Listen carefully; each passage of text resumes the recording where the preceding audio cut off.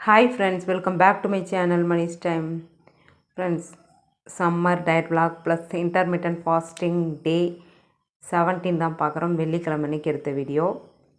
காலையில் weight check பண்ணி பார்த்தேன். எப்பவும் போல் வெயிட் கெயின் ஆகி தான் இருக்குது. 75-600 இருக்குது. லைட்டாக 200 கிராம் குறையுது, அப்புறம் 200 கிராம் 300 கிராம் கூடிடுது. இப்படி தான் போயிட்டுருக்கு. கொஞ்சம் ஃபாஸ்டிங் டைமும் மாறுது, அதே சமயம் சாப்பாடும் ரொம்ப மாற்றம் ஆயிடுச்சு. வெள்ளிக்கிழமை காலையில் அப்படின்றதுனால நான் வந்து சாம்பாரே வச்சுட்டேன். வெள்ளிக்கிழமை சாம்பார்னே முடிவாகி போச்சு. எப்போ பாரு வெள்ளிக்கிழமை சாம்பாரே வைக்கிறீங்களேம்மா அப்படின்னு எங்கள் தங்கச்சி பையன் கூட ரொம்ப நொந்துக்கிட்டான். காலையில் சாம்பார் வச்சு முடிச்சுட்டு எல்லாத்துக்கும் தோசை ஊற்றி கொடுத்துட்டேன். அதுக்கப்புறம் எனக்கு வந்து ஒரு டம்ளர் ராகி கஞ்சி இருந்தது. வெறுமனே கஞ்சி மட்டும் குடித்தாச்சு. இது வந்து முதல் நாள் வச்ச பழைய கஞ்சி. பழசானதும் ரொம்ப டேஸ்ட்டாக இருந்த மாதிரி இருந்தது. தயிர் ஊற்றிருந்தால் இன்னும் நல்லா இருந்திருக்கும். நான் வந்து இன்றைக்கி தலை குளிக்கிறதுனால தயிர்லாம் சேர்த்துக்கல. தேவையில்லாமல் ரொம்ப விலை கொடுத்து வாங்க வேண்டாம் அப்படின்ட்டு தயிர் சேர்த்துக்கல. சளி பிடிச்சிருமோ என்னமோன்னு பயந்தான், வேற ஒன்றும் இல்லை. பிரேக்ஃபாஸ்ட் சாப்பிட்டேன், ஒரு டம்ளர் குடித்தேன். அதுக்கப்புறம் அப்படியே விட்டுட்டேன். அடுப்பு தேய்ச்சி கழுவுறது, வீடு கூட்டுறது, மாப் போடுறது, இந்த மாதிரி வேலையெல்லாம் இருந்தது. அப்புறமா மேட் துவைக்கிறதெல்லாம் இருந்தது.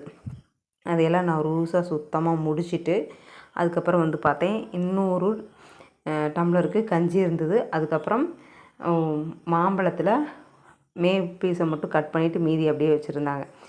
எனக்கும் செம பசி, டயர்டு வேறு. குளிச்சுட்டு வந்தோடனே அந்த கஞ்சியை குடிச்சிட்டு அந்த மாம்பழத்தை நான் ஃபுல்லாக சாப்பிட்டு முடிச்சிட்டேன். மாம்பழம் சாப்பிட்டாலே வெயிட்டு ஏறிடும். அவ்வளோ ஒரு தித்திப்பாக இருக்கும் மாம்பழம். முக்கணியில் ஒன்றை சாப்பிட்டா அவ்வளோதான், ஜோலி முடிஞ்சுது. நம்ம அதெல்லாம் எங்கே கவனிச்சுக்கிறோம், சாப்பிட்றதான் முக்கியம் அப்படின்ட்டு சாப்பிட்டுட்டு இருந்தேன். சாப்பிட விட்றாங்களா, கேள்வியாக கேட்டு கொன்று எடுக்கிறாங்க. அப்போ தான் உசுன்னு வேலையெல்லாம் முடிச்சுட்டு வந்து உட்காரேன். என் தங்கச்சி பொண்ணு, பெரியம்மா எனக்கு மாம்பழம் எங்கே அப்படின்னு சொல்லிட்டு வந்துட்டா. இருடி கொஞ்ச நேரம், இப்போ தாண்டி உட்காந்தே வந்து எடுத்தாரேன், வெயிட் பண்ணிடின்னு சொன்னேன்.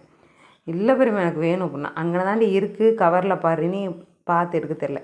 என் பையனை எடுத்து கொடுறான்னு சொன்னேன், அவனுக்கு எடுத்து கொடுக்க தெரில. திரும்ப நானே சாப்பிட்றத விட்டுட்டு எடுத்து கொடுத்துட்டு அதுக்கப்புறம் தான் நான் சாப்பிட்டேன். இந்த மாதிரி இந்த வாண்டுக இருக்கிறதுனால நமக்கு ஒரு வேலையும் ஓடுறதில்ல. சாம்பார் காலையிலே வச்சதுனால மதியானம் வந்து சாதம் மட்டும் வடிச்சிக்கிட்டேன். அதாவது சாப்பாடு மட்டும் வடித்தாச்சு. விளக்கு தேய்க்கிற வேலையெல்லாம் இருந்தது. அதெல்லாம் எடுத்துகிட்டு வந்து பீதாம்பரி போட்டு நல்லா தேய்ச்சிட்டு கழுவி கமுத்தாச்சு. தண்ணி வடிட்டோம் அப்படின்னு. வெள்ளிக்கிழமை விலாக் தான் ஷேர் பண்ணியிருக்கேன். உங்களுக்கு பிடிச்சிருந்தா மட்டும் பாருங்கள், இல்லாட்டி ஸ்கிப் பண்ணிக்கோங்க. என்னோடய டயட் விலாகும் இப்படி தான் இருக்கும். என்னோடய வேலையெல்லாம் சேர்ந்து தான் விலாக் ஷேர் பண்ணுவேன்.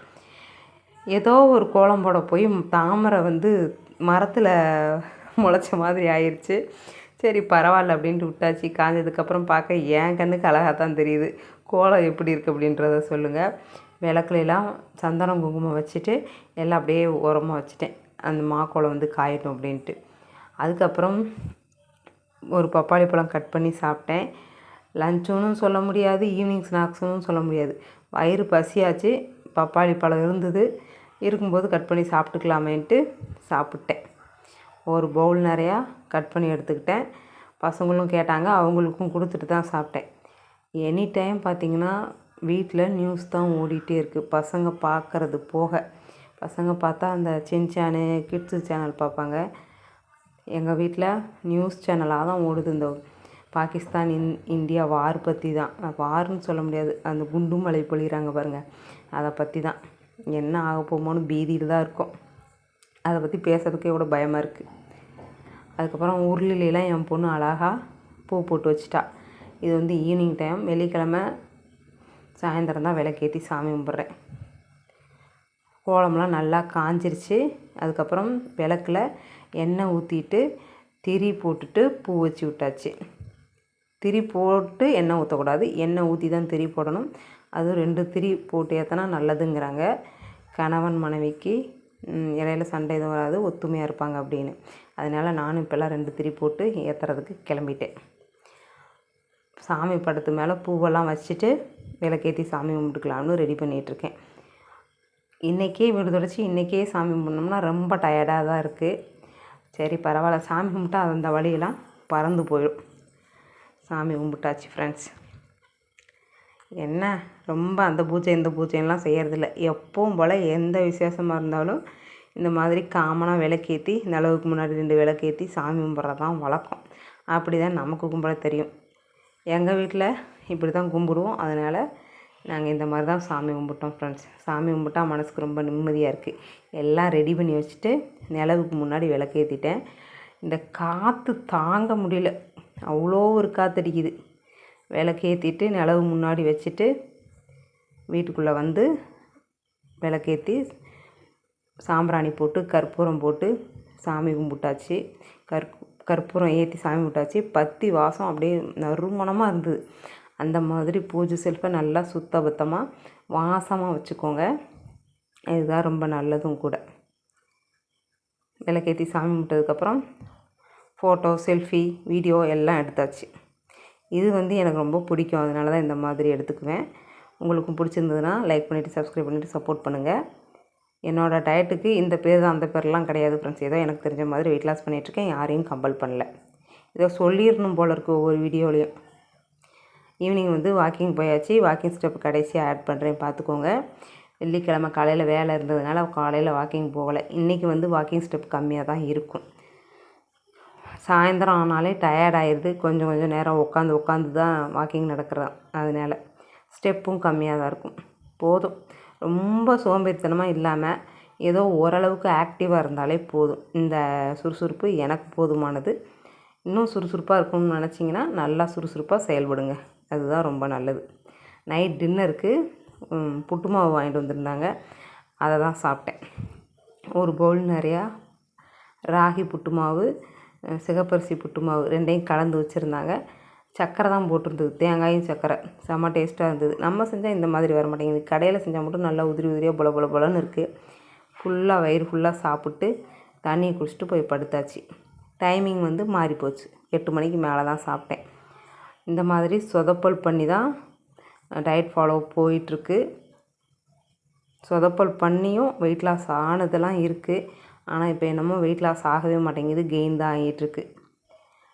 ஓகே ஃப்ரெண்ட்ஸ், சப்ஸ்கிரைப் பண்ணி சப்போர்ட் பண்ணுற எல்லாருக்குமே ரொம்ப நன்றி. தொடர்ந்து சப்போர்ட் பண்ணுங்கள்.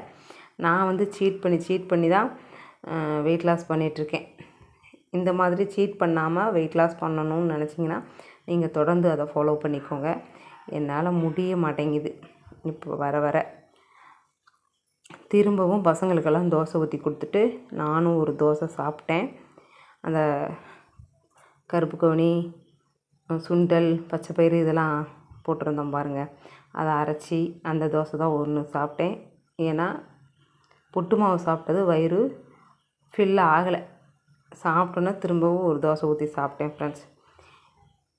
கிச்சனில் நிற்க முடியல, அவ்வளோ ஒரு வேக்காடாக இருக்குது. இந்த சிங்கை ஈவினிங் தான் சாமி கும்பிட போகிறேனேன்னு க்ளீன் பண்ணி விட்டேன். திரும்பவும் பாத்திரம் வந்து எகிறி போயிடுச்சு.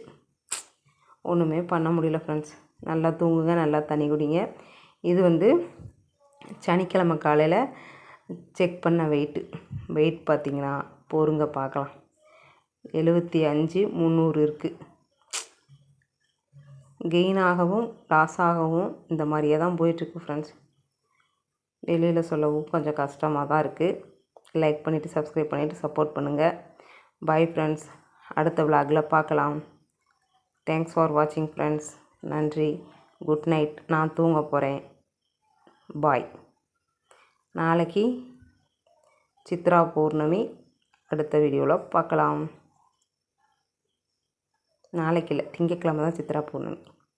இது வந்து வாக்கிங் ஸ்டெப். பாய் ஃப்ரெண்ட்ஸ், பாய்.